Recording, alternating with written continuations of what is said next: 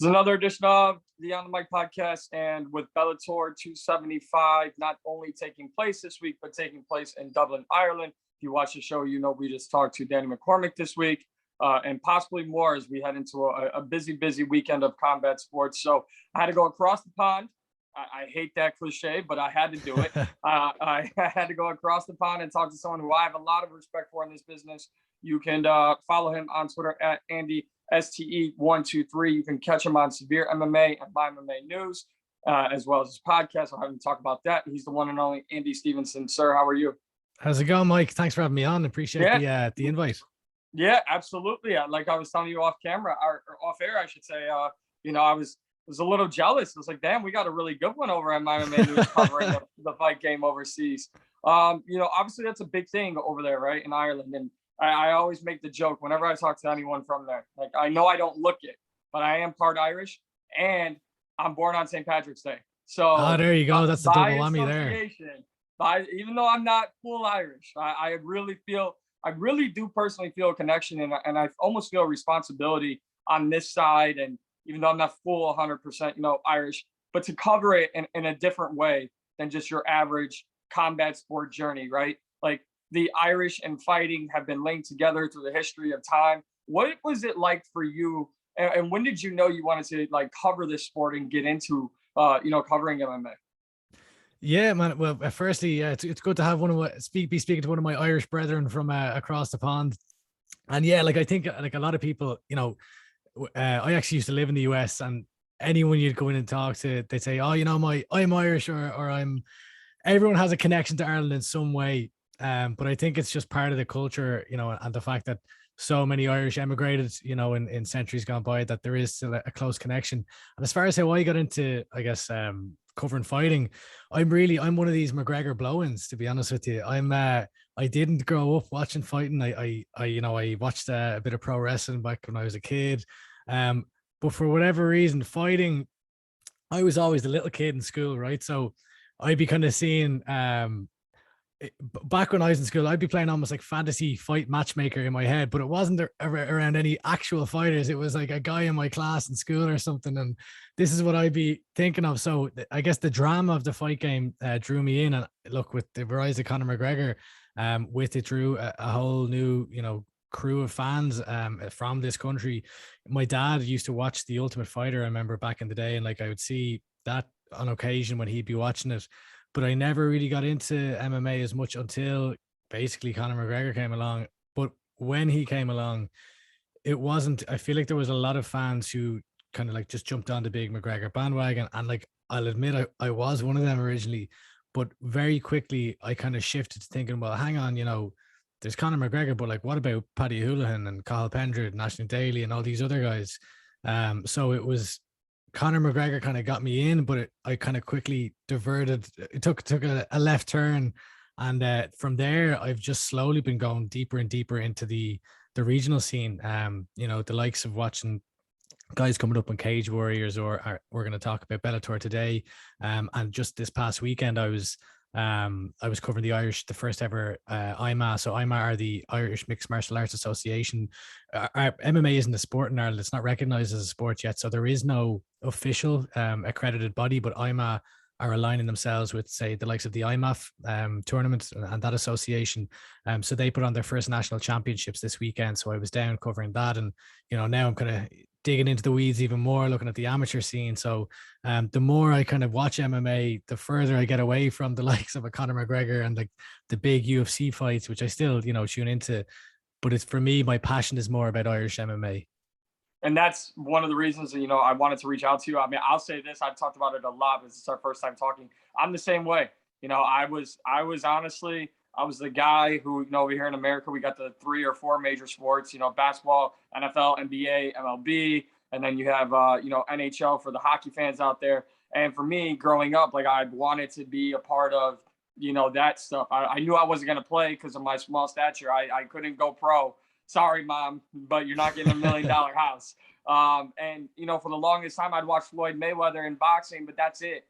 And then, he wasn't that exciting. And where I grew up, I'm right outside Chicago, but MMA is not a hotbed here.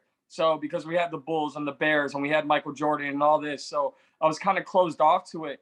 And for the longest time, I had this like thing about me where I was like, who wants to wake up and get punched in the face? Like, who says I'm going to work and I'm going to go get punched in the face? And then, long story short, I was living outside of Philadelphia, and things weren't going well, so I decided to move back home. And I didn't realize it was like a UFC pay-per-view fight week. So I was going through. I had the TV on late. And I'm like, whatever, I'll just throw this on. It was Fox Sports 2 at the time. I was like, I'll just throw this on. And it was McGregor against Seaver. And I watched Conor jump over the cage and start screaming at Jose Aldo. And I was like, I'm in. I don't know anything about this guy. I go, because when I covered other sports, I always liked that loud guy. I always liked the guy who was brash and had personality. And kind of to go off of what you said, Andy, the fighters' stories, which is, and I'm not just being a blowhard here because you're here. I would say this to you off camera as well. One of the things I admire about somebody like yourself is who takes, all right, here's the main reason why I'm here, but now look at everything I do. And that's kind of how I feel. You know, sure, is it nice to get the bigger names on this show? Absolutely, it helps, right? It absolutely helps. But it's the people who are the first fight of the night, or the guys who are in the crowd at Bellator this weekend in Dublin because they want to be there one day. Those are the fighters that get me going. Those are the fighters where, yeah, your main events and your UFC fight nights and pay-per-views, those are Bellator. Everything is good. But I care about the stories of these fighters more than I care about the headlines with the fighters. So I think you would do a really good job. I think you represent Irish MMA very well. Just curious, though, just obviously because, you know, we're going to be talking about Bellator, but trying to jump into, you know, how it is over there. How is it recognized? I know you said it's not fully recognized by Ireland, you know, as a sport. So what are some of the leaps and bounds like you feel you have to kind of be responsible for when covering the sport over there? Yeah, well, as far as covering the sport, geez, I don't even know. I've never even thought about that. But as far as I guess the barriers to getting that recognition in Ireland, so as it stands, MMA is not recognized as a sport in Ireland. The Irish Mixed Martial Arts Association has been, I guess, the driving force behind trying to push for recognition through Sport Ireland, which is the body in Ireland that recognizes each individual sport. And what they've wanted the MMA Federation in Ireland to do is to go through a council called IMAC. So this is the International Martial Arts Council. So you'd have, you know, various different individual martial arts in there. Now, with anything like this, there's politics involved. So previously anyway, I know that the perspective was that IMAC didn't want anything to do really with mixed martial arts. They saw this, you know, they saw it as blood sport. They saw it as everything that I guess that they were trying to distance themselves from. But I believe there's been, you know, I know there's a lot of work going on in the background, and a lot of it's just paperwork. Really is what I'm hearing from the guys here. It's a lot of, you know, there's a lot involved. Like, and I don't know, I'm not a representative of IMA, so I don't know exactly what's going on behind the scenes. But like, there's things that you need to consider, like, you know, child welfare, you know, putting all these, I guess, processes and safeguarding in place so that you can have a fully functioning, you know, reputable organization to be able to get that accreditation. So what I would say is, for me covering the sport, I've had it easy, really. You know, I've been covering the sport for Severe MMA for a number of years. They would have been the leading website around during the rise of Irish MMA. You know, they produced some fantastic documentaries. There's a 10,000 Hours one that follows Owen Roddy and Paddy Houlihan at the birth of their careers, essentially. So for me, it would have been guys who were around on the scene, you know, 10 years ago, the likes of a PT Carroll or a Graham McDonald or, you know, all these guys who would have had to go on these like TV shows and essentially defend MMA. Yeah, like you would have seen guys like PT Carroll alongside John Kavanagh and others, basically in a this kind of, like, I guess, debate show where they'd have a panel of three people saying MMA is the worst thing in the world, and then PT and the other guys would say, but their job would be to basically defend it. So it was just, you know, we've kind of gotten away from that. And I think that this fight week for Bellator 275 has really been an example of that, in that we're seeing the likes of Sinead Kavanagh. You know, Liam McCord has long been, I guess, a media darling, for lack of a better word, in Ireland. So, you know, the BBC, she's from the north of Ireland. So BBC Northern Ireland have given her a huge push. Bellator have given her a huge push, and deservedly so. But we're seeing the likes of, you know, Sinead Kavanagh coming up now and being platformed by our national broadcaster, which is a huge thing because typically RTE is the name of it, so Radio Telefí Sharon. It's an Irish name. It's our national broadcaster, and typically, you know, it's when there's a negative Conor McGregor story, that's when they'll publish something. So now it's great to see, you know, just various mainstream platforms in Ireland giving fighters, you know, just the respect that they've earned and that they deserve, really. So I think there's a tide. The tide is changing, and it's positive for Irish MMA, but still a long way to go. Well, you keep putting on events like this one coming up this weekend, and what I'm going to go back to, I want you to kind of paint a picture for me. I called it my event of the year.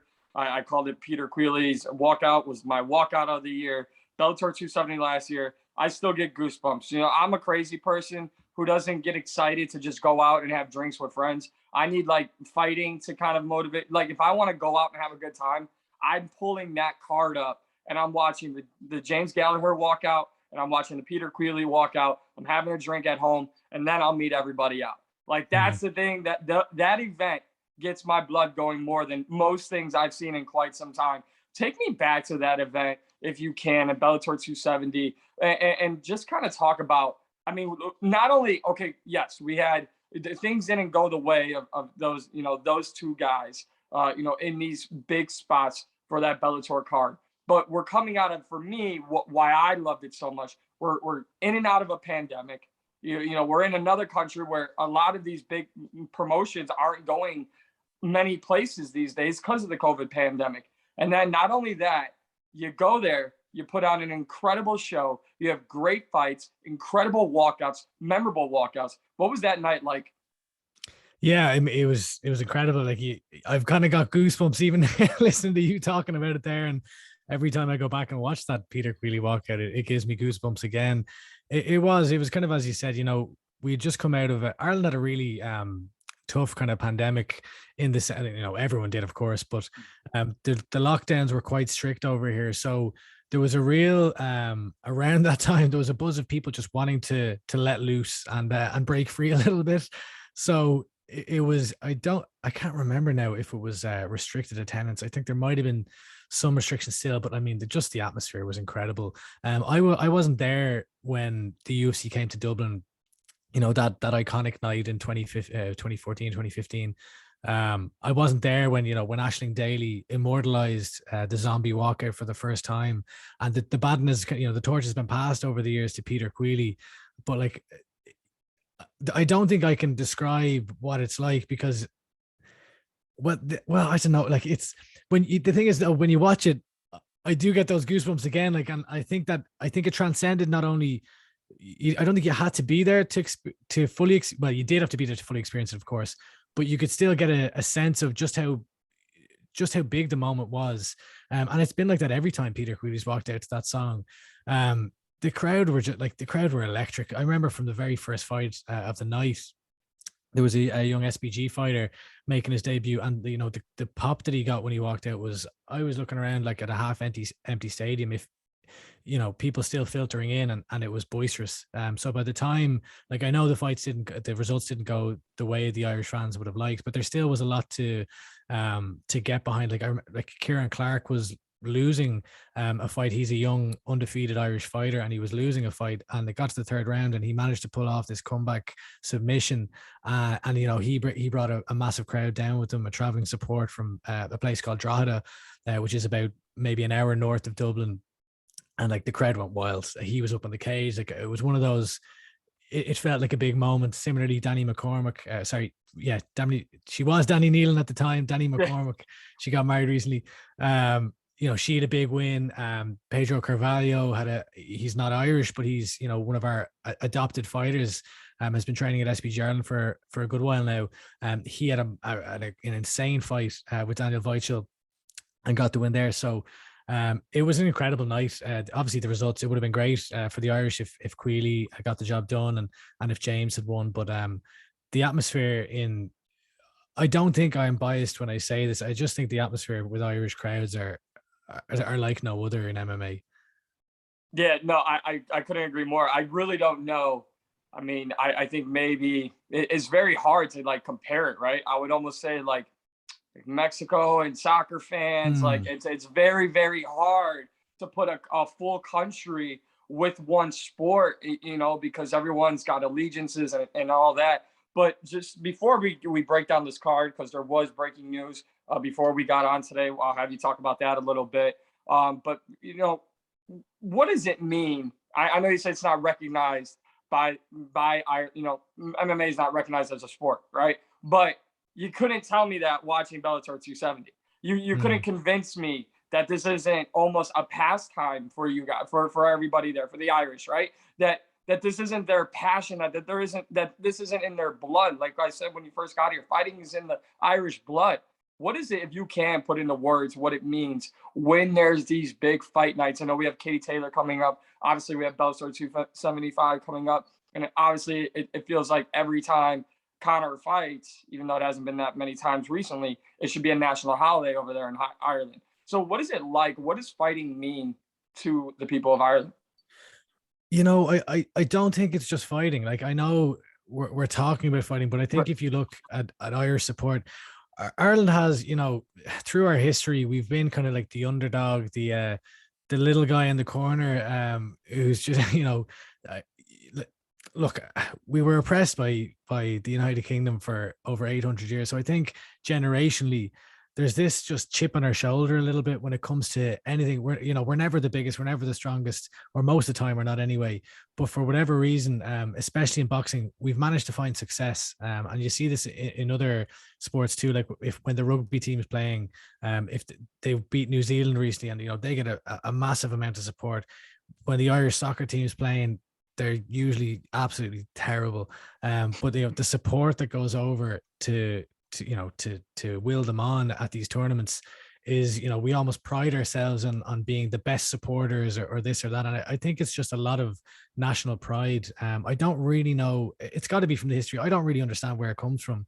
But yeah, when it comes to, I guess, combat sports like boxing and MMA, I really don't know what it is, but it's like when they're out there competing, it's like we're out there competing, and I'm not going to fucking say the Conor McGregor, when one of us goes to war, we all go, like, I don't like, that's not what I'm saying, but I think it's just very prideful when you see someone who just, we're a very small country as well. So like these people, we're not in America.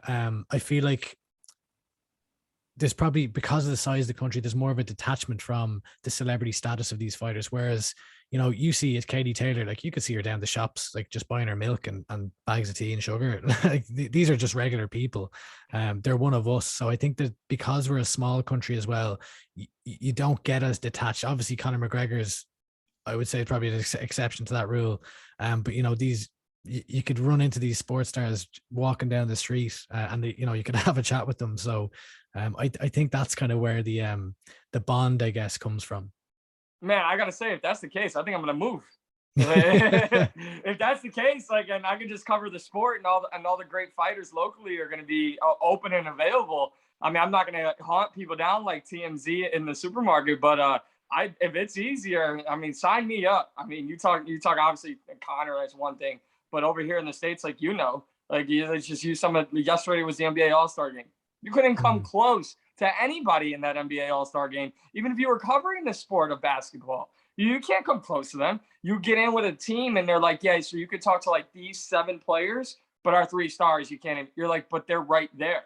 They're like, yeah, no, you can't talk to them. They talk to these 3 media people and that's it. It's crazy how over here in the States sometimes sports are covered. But last one before we get into Bellator 275, we've mentioned him a ton. He got you into it. He's got me into it. And I know I asked Danny McCormick about it, but if you can, what is it like over there now? What is the Conor McGregor effect in Ireland? I know Danny McCormick said you can barely get a table at the Black Forge Inn. I guess I'll ask you the same thing I asked her. Have you had Proper 12? I don't know if you're a drinker or not. I haven't sampled Proper 12. No, I don't drink. I actually don't. I'm one of the weird Irish. I don't drink these days. I used to drink. But no, I have not tried Proper 12, so I unfortunately can't give you an assessment on that. But yeah, I mean, I guess if you're asking, how is Conor perceived these days in Ireland, it's different. It really is different. Like, I think that he's lost a lot of fans. And that's just, I mean, actions speak louder than words. He is no longer, in my opinion, the same guy who, we all got behind as a country. I think the money's gone to his head.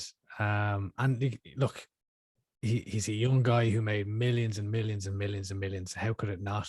So, on one hand, I don't begrudge him by any means for that happening, but I just think that so much more frequently now the news stories are the out of the cage antics, the drama, and less about the fighting. And I think it was many before me have pointed this out much better than I could, but on his rise, it was the patriotism. It was bringing everyone up together. And I feel like that kind of disappeared at a certain point. He got to such a stature where it was just different. It was all about the show. It was all about the money. And Irish people just aren't really like that. You get to a point, and, to be fair, a lot of people from day one were trying to drag him down, and there's a bit of begrudgery in Ireland as well. We've a bit of that culture too. But I think that a lot of the fans who would have, got involved because of him have kind of, fell off the McGregor bandwagon. But on the other hand, his impact on the sport in Ireland has been tremendous, in that he has inspired a generation of young and up and coming fighters to get involved. Like, I was at those national championships just last week, or just 2 days ago. And, I mean, like, the guys coming up now, you see there's a new standard, and there's guys who were 10, 11, 12 when he would have been making his UFC debut, and now they're competing to go and represent their country abroad.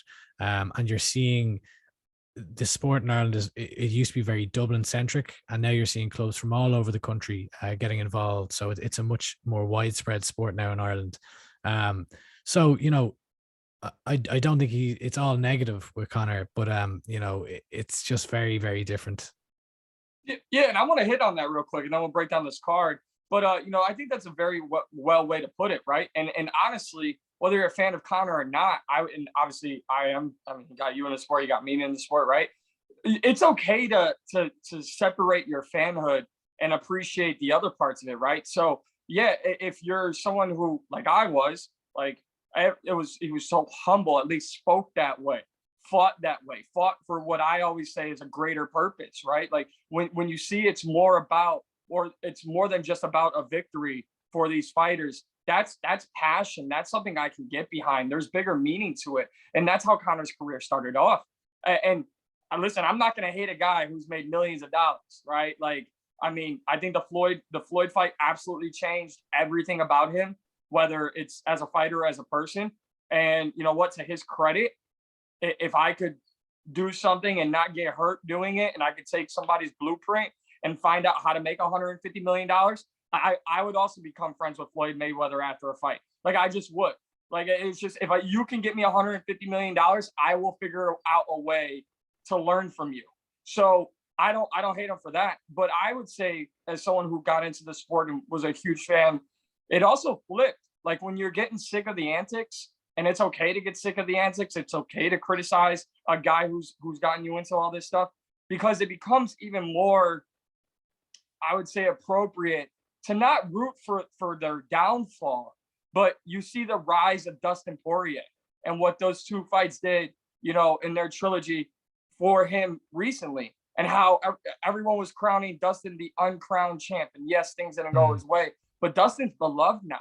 Dustin will now have a part of his legacy that you may want to say, oh, thanks to Conor McGregor. Yeah, that's not a bad thing.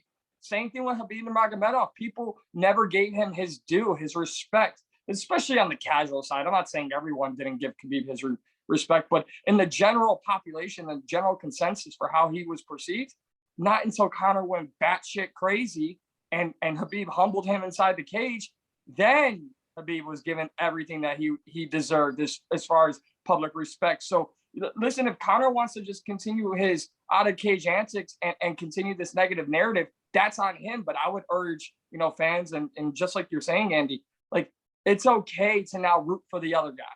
he could have gotten you into the sport, but it's so okay to root for the other guy. So I really like what you said there about Conor, but we already talked about Bellator 275, and I do appreciate you giving me your time today. And Of course. some big news on this Monday over here, Monday morning. I know it's afternoon, but you guys kind of stole it or reported it over at Severe MMA. Peter Quealy's out, which means now Sinead Kavanagh and Leah McCourt will take the co-main event slot. There was a few other changes to that card. Why don't you break it down for us? Yeah, so look, Peter, I believe it's an injury. I don't have all the details yet, and I imagine we'll learn more. But yeah, he's been ruled out of the fight with Kane Musa, which was a big rebound fight for Peter, especially after suffering the loss in the way he did against Pitbull there for the world title. So it was a fight that I was looking forward to seeing. I didn't really understand the matchmaking, if I'm honest with you. For that Kane Musa fight, like it's one of these fights that I would have expected to see maybe years ago on a Bama card or something like that. Peter coming off a title shot to fighting an unranked guy didn't make a whole lot of sense, but nonetheless, it was a great matchup at the same time. So it's a pity that one's off. But yeah, as you said, so Leah McCord versus Sinead Kavanagh has been moved up to the co-main event slot. And the fighter I was speaking about earlier on, Kieran Clark, he's been bumped up to the main card, and he's taken on a guy called Abu Tunkara. Kieran Clark's one of the rising prospects coming out of SBG Ireland at the moment. So I'm excited to see how he does.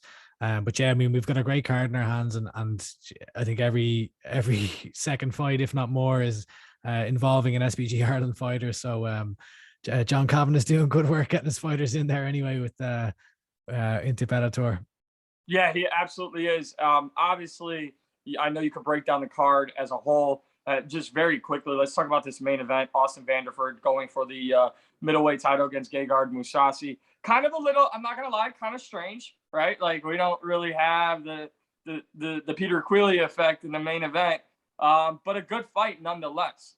I'm just curious, do you give Austin Vanford a chance here?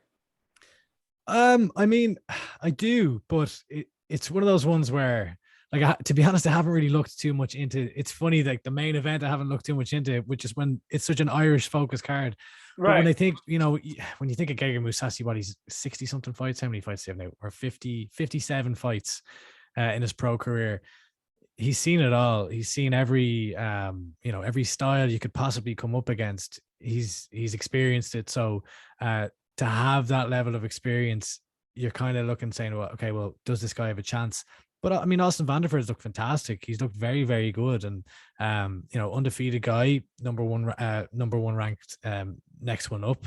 And I think, I don't know. I mean, I think he does. He absolutely has a chance. But I would lean towards Mousasi winning this.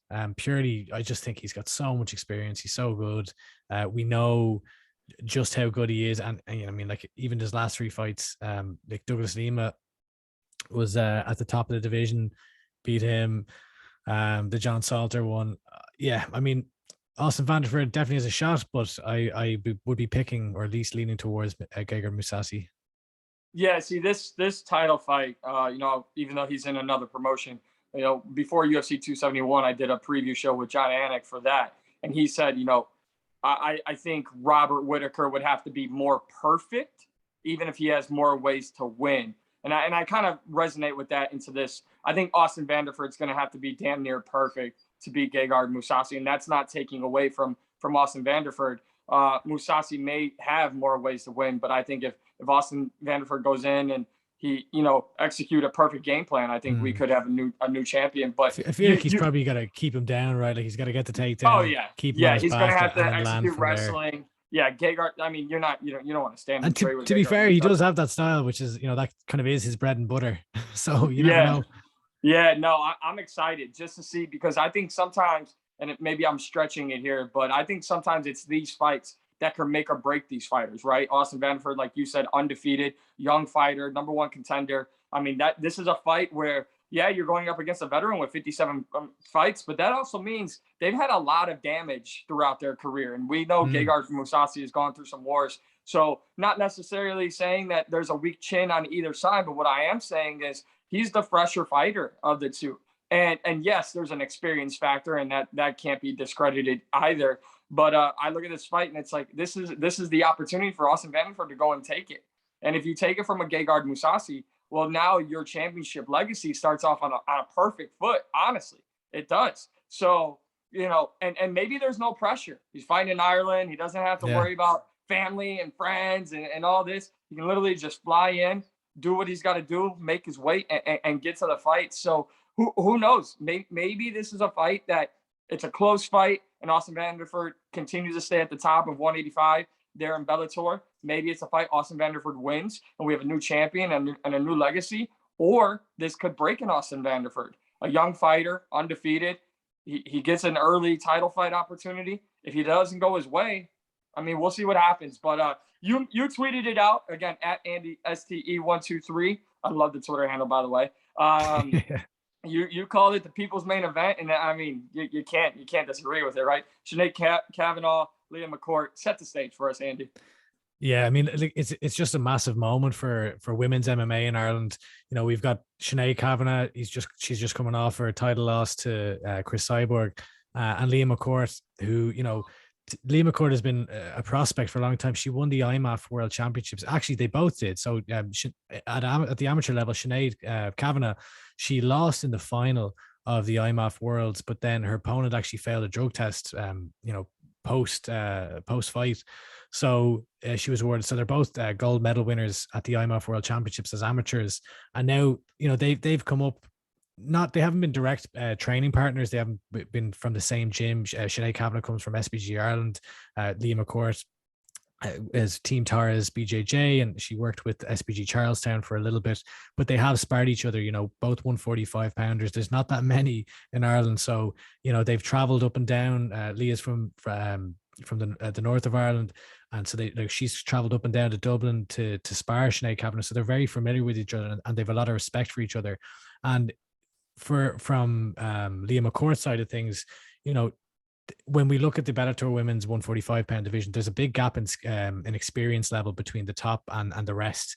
And Leah McCourt she's currently ranked number 4. Sinead's number 5. So she is positioned number 4, and she's undefeated, but she's only fought the lower end of her ranked opponents so far. So this is really a massive, massive fight for her to show that she can hang with someone who has fought for a title. Sinead Kavanagh's record is a little bit patchy, but it doesn't really tell the full story. And I know I was kind of beating this drum prior to her fight with Chris Cyborg, saying, she I didn't say she was going to win, but that she may have a chance here. And of course she got knocked out, but I think she gave a good account of herself while it lasted, in landing some good shots. But to beat someone of Sinead Kavanagh's caliber or standing in the division would announce Leah McCourt as, okay, I'm ready for that next step up. It's almost like the bridge between the lower end of the ranked 145ers and the very, very top at the title level. So she's gotten a huge amount of push from the Bellator brass so far, media-wise, promotion-wise. She's been on broadcast as a presenter. And now this is the big, we're going to see who's the best in Ireland. Sinead Kavanagh, I could talk about this one all day. Sinead Kavanagh's story is incredible. She was homeless in Ireland for a number of years. She had a child at a very young age. This is all she opened up about this ahead of her title fight. Her child's father died, and her mother was also in a really bad accident where she lost two of her mother lost 2 of her siblings, which just kind of threw their whole lives into disarray. Sinead was a very talented amateur boxer. She came up with the likes of Katie Taylor and Kelly Harrington through boxing, and was kind of on the precipice of Olympic teams, but just never quite got there. So she made the transition over to MMA, and all the while she's going out fighting these boxing tournaments, she's living in hostels with her young son, where there's drugs, where there's people really struggling with addiction who are using drugs in the same rooms that they're staying in, and she could have gone 2 ways. So for her to even get to this point is nothing short of incredible. So yeah, it's one of these fights where you have Sinead, who's the boxer, and you've Leah, who comes from she's a judoka. She just won the worlds at, I think, at brown belt in jiu-jitsu. She went over to, I think, to Texas right after her last fight. So she won her last Bellator fight in London, traveled over by herself to Texas, won the IBJJF worlds at brown belt, and then since then has been promoted to black belt. So this is a real, they'll tell you themselves, striker versus grappler. So we're going to see it's a clash of styles. They both obviously, Sinead can grapple, Leah can strike, but we're going to find out who's the best in Ireland. And there's no bad blood here. It's just a really, really great main event. And I'll finish on this. On this fight is my good friend Pete C. Carroll wrote a fantastic article for our national broadcaster, which was a big deal in itself to get something about MMA on there. But just kind of framing where women's MMA in Ireland has come from. So from the likes of Aisling Daly, who was our first world champion, who made it to the UFC, to now where we have two women in a feature spot on a Bellator main card. I know it's co-main event, but if Gegard Mousasi wasn't defending his title here, I've no doubt in my mind that this would be the main event. So women's MMA has come very, very far in a short space of time in Ireland, and it's just great to see. Yeah, I was going to have you, and then I'm just going to ask you generally about the card. We're not going to break down every single fight, but if you can, and that was a beautiful breakdown, and thanks for the goosebumps on, talking about Sinead Kavanagh and her story. But what does this actually, I mean, you said we're going to see who the best in Ireland is, right? But what does this mean for, the people of Ireland, right? To have this fight, and maybe more so, Andy, if you can kind of put your pulse on it and put your finger on the pulse here, what this will mean for the future generations, especially on the female side. I mean, before I talked to you, like I said, I talked to Danny McCormick, and she said her biggest goal is not to remain undefeated. She wants to be the best. She wants to fight the best, but she wants to inspire the next generation of women fighters to come out of Ireland, to find the next, female fighters in Ireland. So that was like beautiful for me to hear. So really, outside of what it can be and what it will be in the cage. And I want to say this, kind of going off of what your breakdown was. This isn't just we're going to Dublin 3 Arena, we got to find something. No. Like, this is Leah McCourt and Sinead Kavanagh have earned this fight. It's not like they just threw a fight together. We'll just make the Irish happy. No. This is such a good fight between two of the very best in their division, in a division that needs to find out who the very best is outside of the champion, because you don't have to be a genius to understand that Chris Cyborg's not going to fight forever. And this fight has serious implications in the division, but also serious implications possibly for the future of Irish fighters. What do you make of that?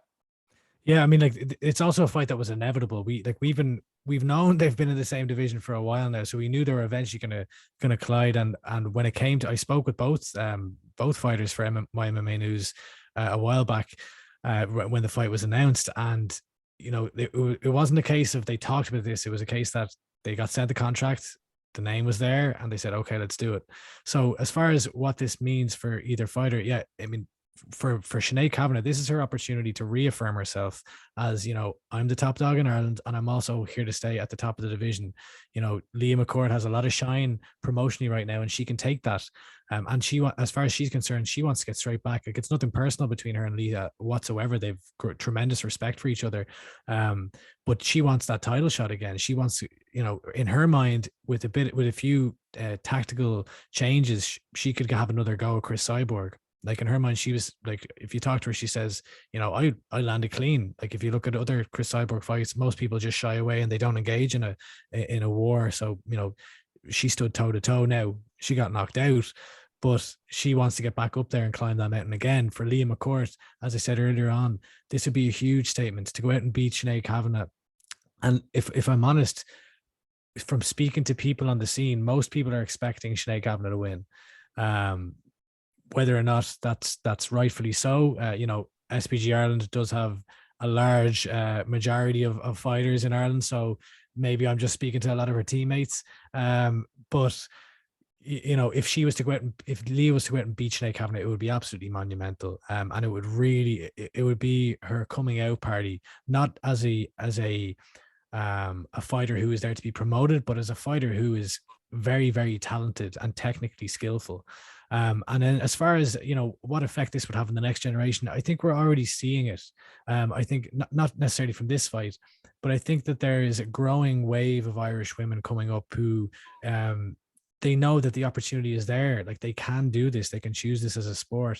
And having, you know, a prime spot, like, you know, having Liam McCord versus Sinead Kavanagh on this massive stage can only, you know, promote more women getting involved. I look to a young fighter called Nadine Abbott Bissett.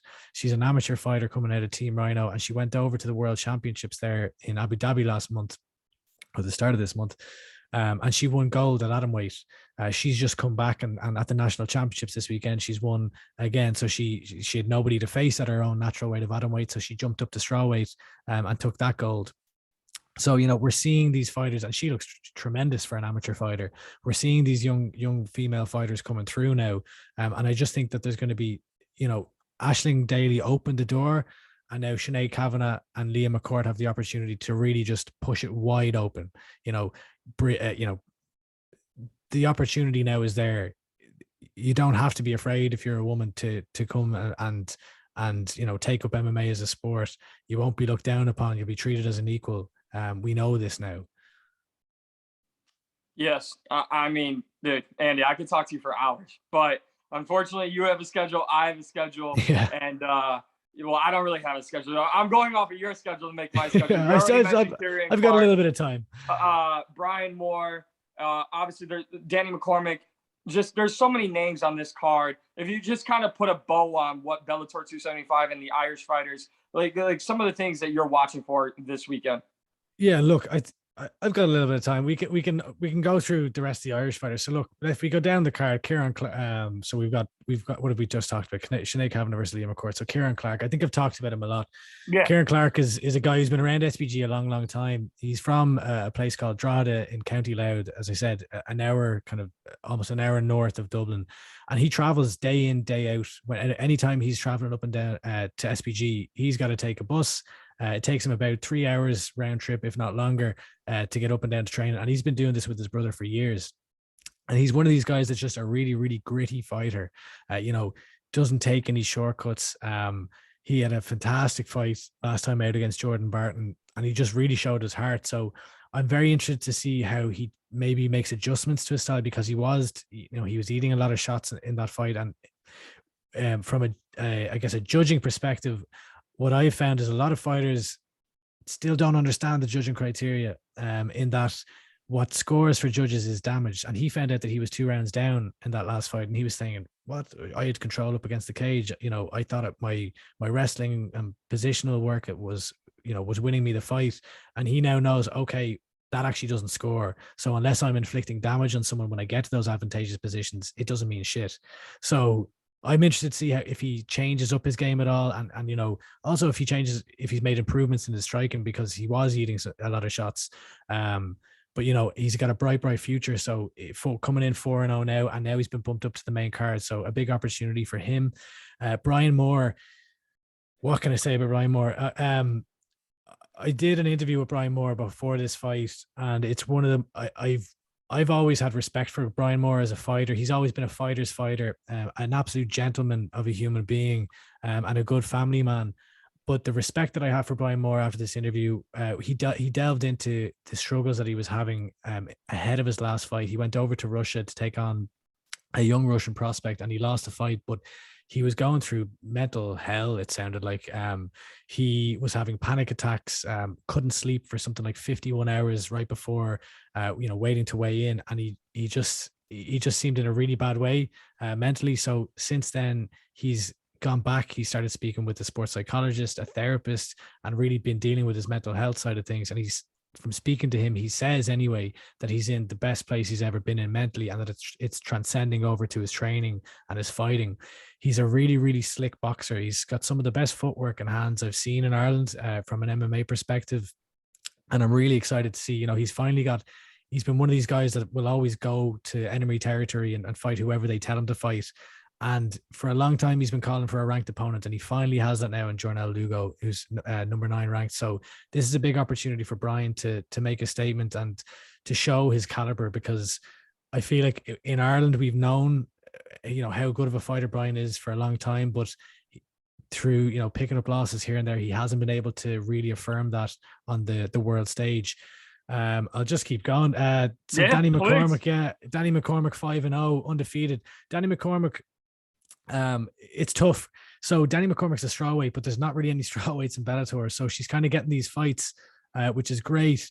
But I just don't know. My biggest concern with Danny McCormick is I don't know what the plan is. Do Bellator have a plan for Danny McCormick? Are we going to see her fight for a title? Because she is a tremendous fighter, and with a bit more time, a bit more experience under her belt, she should be fighting the best of the best in the world to really see, what her true potential is, and can she make it up the ranks somewhere to fight for a world title? So I hope that Bellator either create a strawweight division, or honestly, I hope that Danny maybe moves over to the UFC. Bellator won't like me saying that, but I want to see Danny against the best 115 pounders in the world. And she's going in here against Stephanie Page. Sorry, I don't know too much about her opponent. I've heard that she is quite tough. But yeah, I mean, I would expect Danny to get the win. So looking forward to seeing her. Next, Derrick Kelly is making his pro debut. So Derrick is an amateur, or he was supposed to make his pro debut at the last Bellator card in Dublin, Bellator 270 against Junior Morgan. So we've got Junior Morgan, who's undefeated at pro, and Derrick Kelly, who's making his pro debut. Now, Derrick Kelly, he's from a place called Donegal, which is right in the northwest of Ireland, kind of middle of nowhere. So he used to train up there. And then he's made the transition over to SBG Ireland in I think maybe about 2 years ago. So Dara, I think he had I can't remember how many exactly how many amateur fights he had, but he finished every single one of them. So he's someone that there's a bit of a buzz about on the Irish scene, and it'll be interesting to see how he transitions over to the pros. Then we've got Nathan Kelly. He's making his pro debut. Nathan Kelly, again, another, I seem to always, I don't know if I'm like the agony aunt for Irish MMA fighters, or maybe I just have an obsession with mental health, but I seem to always get these stories where they're opening up, which is great. So Nathan Kelly, he started off with a gym called Cuso Gym in Dublin. And the gym was kind of going through a transitionary period where they were really more a BJJ focused one. And concurrently, Nathan had suffered a couple of losses at the start of his career, and he was just in a bit of a limbo state and just not doing great mentally.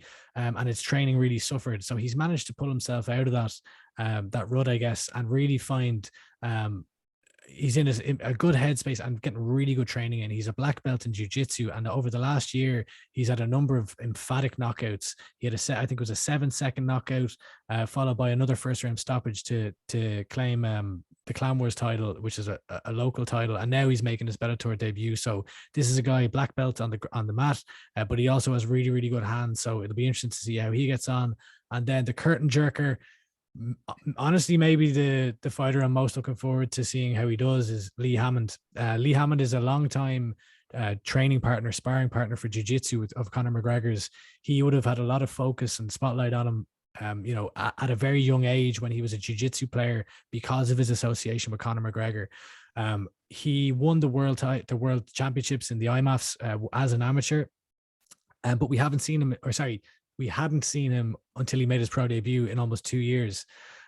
He also went viral during his amateur career because he hit a Berimbolo in an MMA fight, and I think it was the first ever person to hit that. But he also won by spinning back fist knockout in that same fight. So he had a knockout in his first amateur fight, had 20 more amateur fights, no knockouts, no finishes by strikes whatsoever. And then he makes this pro debut last, I think it was 2 months ago or in November. And he's always been known as the jiu-jitsu guy. He's a brown belt in jiu-jitsu. Now he makes his pro debut and he looked so flawless on the feet. He looked smooth. He looked vicious. He looked powerful. And he's been working with Phil Sutcliffe Sr., who is the boxing coach to Conor McGregor. He's the head coach at in Crumlin Boxing Gym, and a 2-time Olympian. His boxing has come up significantly. He's also been working with Cian Cowley in Warriors Thai Gym, and he's been really focusing on his striking. So he waited 2 years after his amateur career to now go pro. And the display that he put on in his last fight in his pro debut was nothing short of, it's one of those ones where everyone's kind of taking notice now and being like, okay, we knew Lee Hammond was a prospect, but the jiu-jitsu guy came in and just beat the shit out of some guy with no jiu-jitsu. So we really need to take note now. So he's making his Bellator debut. It's only a 1-fight deal as well. So I'm very interested to see what happens with Lee Hammond and how he looks, taking on a guy, Jamie Hay, who doesn't have the greatest, he's 2-0, but I think he's fought guys with a combined record of 0-12. So I would expect Lee to win this one. Well, Andy, few things here. One, amazing breakdown. And two, thank you for all your time today. I'm just going to ask you straight up. Anytime there's a big Irish event, can I have you come back? Absolutely. Anytime. Not only did I have respect for you and the work that you did and been, following your work, especially because we're together at My MMA News, but now talking to you again, if you didn't have a schedule, I could talk to you for hours. I mean, yeah, the way you put it, we've got to watch from Bellator 275 from the opening fight all the way through the end. Unless you just want to stop after Lee McCourt and Sinead Kavanaugh. I'm not going to tell you what to do. There's a hell of a main event title fight, so don't miss that. But Bellator 275 goes down at the 3 Arena in Dublin. All right, Andy. So we got Severe MMA, we got My MMA News, and you also do a podcast. Go ahead and plug that. Yeah, so I mean, I don't know how much American listeners will want to listen to our podcast, but I started a podcast with my good friends Ian O'Neill and Quilcha Dabara. Ian does great work with severemma.com. He from the Irish scene to Bellator to the UFC. He does, preview articles every single week.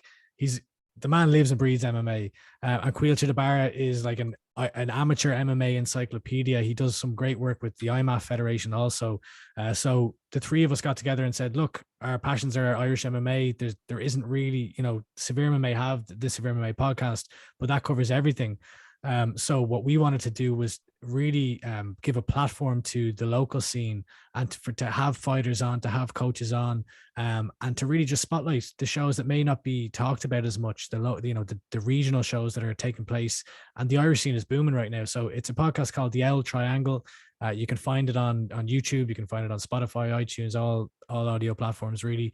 And yeah, we've only just gotten going. So our third episode is actually going to drop this Wednesday. We do it about every 2 weeks, just because although there's a lot to talk about in Irish MMA, sometimes it may not need to be a weekly thing, but that at the rate that Irish MMA is going at the moment, we could probably do it. We could probably do 2 a week. So, but yeah, it's really a passion project, and I'm really excited to continue getting it going. Well, you're going to have a subscription for me as soon as we get off this interview. And again, everyone should subscribe and go follow the podcast, as well as follow you on Twitter at AndySTE123. All right, my last one here for you, Andy. You talked about a guy in Pedro Carvalho who's not Irish, but he's an adopted fighter. So I got to ask you, there's so many people that do great work over there in Ireland, yourself included, but it's kind of a hidden passion for me to cover Irish MMA. I know I'm over here in the States, but can I get some approval here? I'm like, I don't want to step on toes. No, 100%. Michael Pendleton, let's go. I mean, honestly, I told Danny McCormick the same thing, and I'll end with this as a funny thing real quick. This will be coming out this week. Danny McCormick and I made a deal that if she, with my birthday being St. Patrick's Day, if she wins this fight, I have to wear a leprechaun suit on my birthday. That was kind of my deal. Sounds like a plan. Yeah, so I got to do that. But, seriously, Irish MMA, it's something that it feels like every time there's an event, I want to talk about it more and more and more. And I don't want to step on toes, but I think if we can get even more eyes, more people to talk about Irish MMA, to cover Irish MMA, and not just the Conor McGregors of the world, but everyone involved from top to bottom, from Lee Hammond to Sinead Kavanaugh and Leah McCourt. I mean, I just want to be a part of something great. And like you said, the more the merrier, man. The more the merrier. You're doing amazing work. Andy, thank you so much for all your time today, man. Give Andy a follow and support all his work on My MMA News and Severe MMA. One of my favorite websites in the world is Severe MMA. So my hat's off to you, Andy. Really appreciate the chat, and hopefully we'll talk again. Thank you, man. I really appreciate you having me on.